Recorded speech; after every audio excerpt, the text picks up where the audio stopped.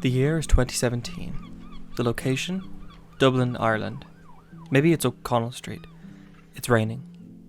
A 17-year-old boy walks solemnly with his father from the cinema to the parked car in the next block over. They've just been to see one of the year's most anticipated films, and the boy is not happy.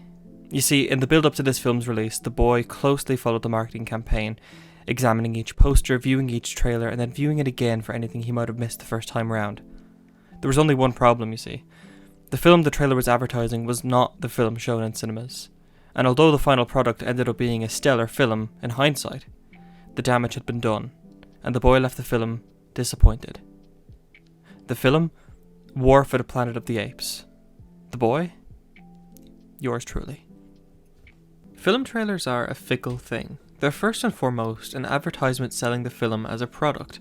They essentially function as a short film in their own right, with most trailers including characters, a plot, an exploration of certain themes, and a hook, an open-ended question that the viewer must buy a ticket to get the answer to.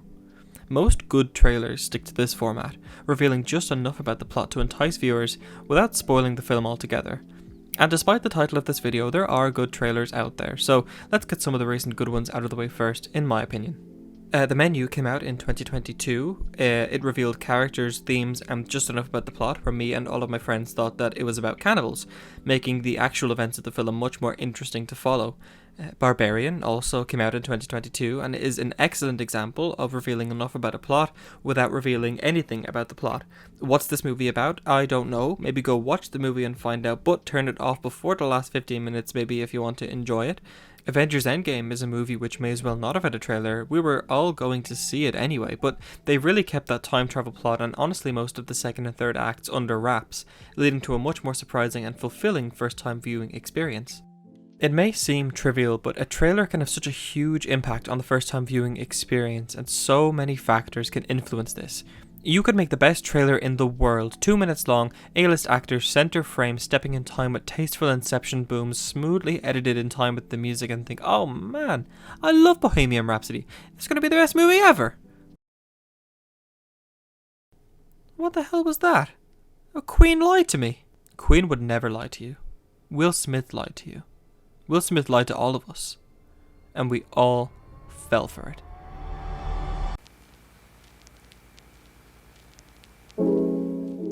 Look, at the end of the day, trailers are advertisements and they're designed to be misleading by their very nature.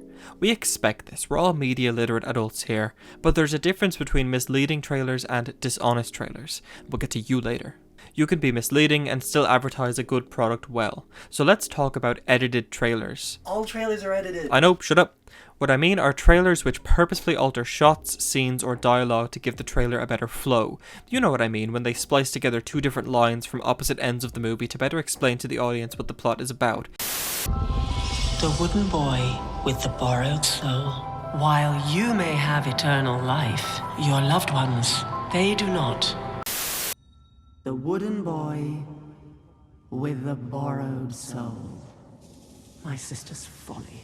While you may have eternal life, your friends, your loved ones, they do not. You can have visual edits as well, if you're feeling funky about it, most commonly to avoid spoilers in trailers. This is increasingly common in recent years, but especially in franchise films and superhero flicks. You probably know what I'm on about. I mean things like Thanos having 2 Infinity Stones in the trailer when he actually had 5 or 4 in that point in the film. For a while, Marvel Studios became so notorious for editing trailer footage that basically anytime there's dead space in a shot, fans automatically operated on the assumption that they were hiding a character. These sorts of shenanigans are fine and they don't ruin a trailer or a movie by any means. It's a good way of showing a money shot or a climax without spoiling events that occur earlier in the runtime or in a prior film. What seems to grind people's gears a lot more now are shots which are absent from the final product altogether. Think of the group shot from the Infinity War trailer or Finn getting ready to duel Kylo Ren in the Force Awakens trailer, and yeah, I get that it's annoying when a groovy trailer shot doesn't make it into the final film, but this is fairly excusable. Anything from reshoots to delays to studio interference can change a lot about a film from trailer to release, so this is forgivable. All of this is forgivable. You are forgiven misleading trailers. Like I said, there's a difference between misleading trailers and dishonest trailers, which we'll get to in due course, don't you worry, but I mean, if anything, I'm sure you can at least agree that sneakily changing an aspect of a movie in its trailer to avoid spoilers is an easier pill to swallow than the alternative. Barnacles, I hate the pill. A while ago, I went to see the new D&D movie with my friends Kiko the Fire Ganassi and Abel the Human Rogue, and a great film by the way, highly recommended. But before the film started though, I saw a trailer for a pretty little indie film called The Unlikely Pilgrimage of Harold Fry, and being the sad independent film whore I am, I took my sister to see it the following week, and man, little did I realise that I had just paid for a ticket to see the extended version of the trailer with virtually no deviation or surprises left in the movie to enjoy. And somehow my naivety convinced me that surely there must be something extra. Surely a little independent English film with a slight plot wouldn't blow its entire load in the trailer to sell tickets. Well, nach raibh Pio gam a quid aig, and I left the movie feeling disappointed that such a fine movie could leave such a lingering taste in my mouth. Trailers which spoil major aspects of their films can retroactively dampen a viewer's first-time experience with a film. And what I mean aren't cool set pieces that were specifically made for the trailer, that's fine and perfectly valid. The trailer needs a hook after all. What I mean are actual pivotal plot points that alter the direction of the story in unexpected ways. An example of this is the infamous parental reveal in trailers. I remember being 14 years old and feeling genuinely disappointed after the trailer for How to Train Your Dragon 2 teased this mysterious new character with suspenseful interactions with Hiccup, only to reveal in the same breath, actually, I'm your long lost mother. And not only that, I'm going to have a tearful reconciliation with your father, so there'll be no uncertainty about our character growth before entering the film. I remember my dad also expressing his disappointment after watching the trailer for Guardians of the Galaxy Volume 2, when Kurt Russell just looks at the camera and says, I'm your dad, Pete. Like, yeah, it's cool that you have Kurt Russell in your movie, but why wouldn't you leave a cool reveal like that for the movie? You upset my dad, man, and he hasn't even seen the first movie. Here's a way you can spoil an audience's first viewing of a sequel while also retroactively worsening the first movie. Bringing a major character back from the dead, Kingsman: The Golden Circle. I don't really understand what you were thinking with this. When you have a character death as unexpected and well executed and impactful as Harry's in the first film, and then you spoil his return in the trailer for the sequel.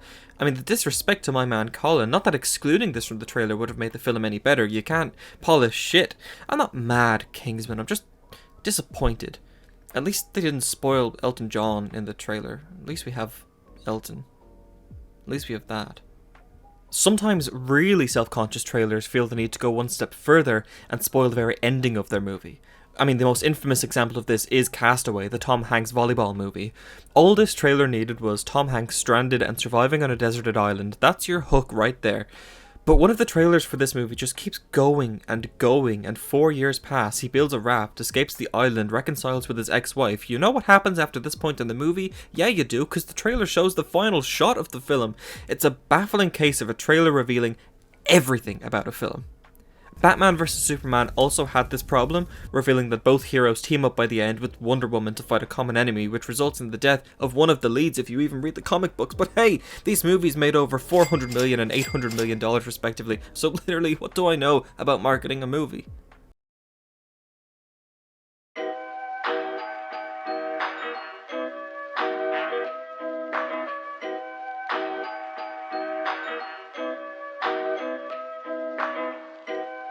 Film trailers are too long. And don't get me wrong, you can be a good trailer and still be too long, and you can be a short trailer and still be shite, but come on now, 3-minute movie trailers, what makes you so special? 3 minutes is a lot of time, and people don't have great attention spans these days, so it gets real tempting to stuff your 3-minute trailer full of reveals and cameos and twists to get audiences hyped for a film you've essentially shown them already. A trailer is like a little appetizer for the actual main course of the movie, and a teaser trailer should function as like the restaurant's sign that catches your eye when walking down the street. Unique enough to grab your attention and leave an impression, but not so overstretched in details that it becomes unreadable, and there is no reason why the teaser trailer for Spider-Man: No Way Home should have been over 2 minutes long. To summarise, I feel like movie trailers ought to sell you on the promise of surprises, rather than showing you all the surprises in order to sell you. The look on your face when you walked into this room. If you're done lying to me, then you should stop lying to yourself. Let's return to that rainy street in Dublin in 2017. I had just seen Caesar lead his clan of apes to a safe haven to begin a new life, a fitting thematic conclusion to the new Planet of the Apes trilogy. And yet, I just felt disappointment, because the movie my dumb teenager brain had just seen wasn't the film whose trailers I religiously had followed had been advertising. If you've seen War for the Planet of the Apes, I urge you to go back and watch the trailers for it again, and you'll see what I mean. The movie we got was a very slow, thoughtful, often methodical exploration into the social development across ape and human societies, which examines themes of betrayal, revenge, and the innocent casualties of war. And while it has sporadic moments of action, it's certainly not an action-packed movie. The trailers would have you believe that this movie is about the be-all and end-all battle between human and ape civilizations, the final battle which will determine the dominant species of the planet. That's absolutely not what this film is about. For the most part, the apes in this film are prisoners of war, and the third act becomes a stealth prison break against the backdrop of two factions of human civilization battling each other. Thematically, this works really well. It's a pessimistic view of human nature disagreeing, even in times of calamity. Oh, literally so perfect for a Planet of the Apes movie. How poetic that the apes didn't forcefully become the dominant species, it just happened naturally while the humans warred each other to the brink of extinction. But lads, the trailer promises an entirely different film altogether.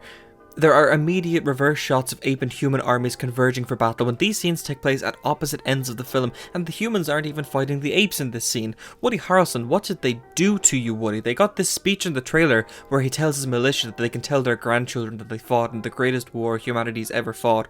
What war, Woody? Where's the war, Woody? Is this a war for ants? Because I can't see it. The taglines and the music and the composition of this trailer all point to it being a climactic action movie when the reality is a lot more thoughtful and quiet than that, and I hated it for that on my first viewing. This is a dishonest trailer, the worst kind of trailer. One step beyond misleading the viewer for one reason or another, this trailer sells the audience a completely different movie using footage from the final product. It's a bad practice which stinks of a lack of confidence in one's own product. And it's a shame because more than any other type of bad trailer etiquette, this is the practice that can retroactively dampen the first viewing of a film the most. Not even by setting expectations too high, but just setting expectations differently. Pixar's Elemental recently had the same issue, where the trailers just advertised the cheesy love story and fecking Claude. And omitted the far more compelling plot about a second-generation immigrant caught between family tradition and her own personal desires. It's since become one of Pixar's worst box office performances to date. This isn't a new thing now. I mean, Downsizing wasn't really a comedy in the end, despite what we all thought, and Bryan Cranston wasn't in fact the protagonist of Godzilla, even if the masterfully composed trailers convinced us otherwise. The Kangaroo and Kangaroo Jack didn't do much of anything, least of all rap in an Australian accent. I said a hip hop, the hippie to the hip hop, and you don't stop the rock to the bang bang. Which in hindsight, let's be honest, we should have seen this one coming. None of this should come as a surprise to anyone though. Advertisements, by nature, deceive, and that's just a fact of life. Yet even after all the deceits and the lies and the ensuing fallout and disappointment when a movie, good or bad, doesn't live up to the expectations, trailers are still enjoyable.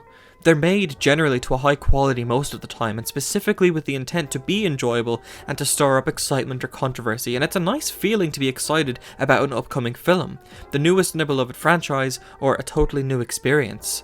It's just a shame that, on occasion, the price for that initial excitement is an underwhelming or disappointing first viewing experience, because no matter how much your opinion on a film might change upon rewatch, like mine did, there's really nothing that comes close to that perfect, bewildering first viewing experience of a film you've been anticipating and following the marketing for, when your expectations are inexplicably met and then surpassed, and you're reminded of why you love the cinema in the first place.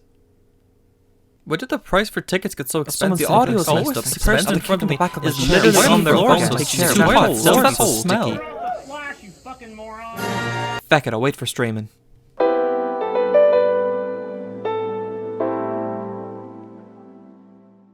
I understand that parts of this video have been a bit pessimistic, and so I'd like to leave you with one aspect of film trailer production that I admire wholeheartedly, regardless of the execution, and that's teaser trailers with original footage. There's something special and admirable about creating completely original footage to advertise a movie, portraying the themes, imagery, characters, or location of the movie without actually revealing any of the plot.